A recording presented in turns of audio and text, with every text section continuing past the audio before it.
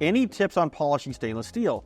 We use high quality microfiber dedicated for only stainless steel, and I've tried multiple stainless steel aerosol products, but they seem to not wipe evenly. I mostly see this on elevators and fridges.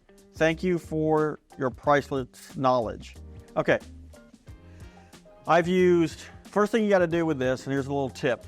If somebody's gone in front of you and used oil-based stainless steel, right? This is probably where you're running into the problem. I think so, yeah. And then you turn around and put a water-based stainless steel on it because it's $1 cheaper, a little aerosol can. Now you're mixing oil and water together. And if you ever see when it rains and the oil separates from the water, that's what you're fighting. Yeah. So first thing we do when we have this problem is we'll strip it off. Now, how do you do that?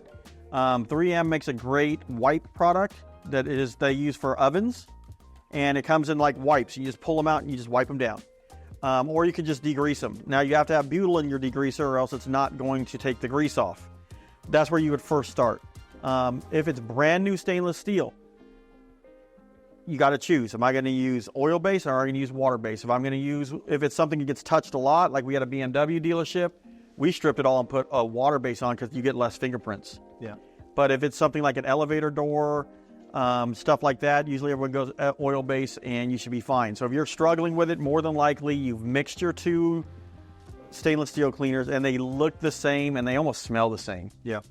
Until you hit it, then it's like, oh, it looks terrible. It's really worth the investment to get the 3M wipes. Yeah, and just strip it. Yeah, because strip it down to nothing. It literally will just knock that stuff right off. Works great. It works really, really well. But as soon as I saw this comment come across it live, hashtag we love 3M. Yeah, we do like their products. But once I saw this live, I was like, oh, strip it and start over. Yeah. At least that way you know, right?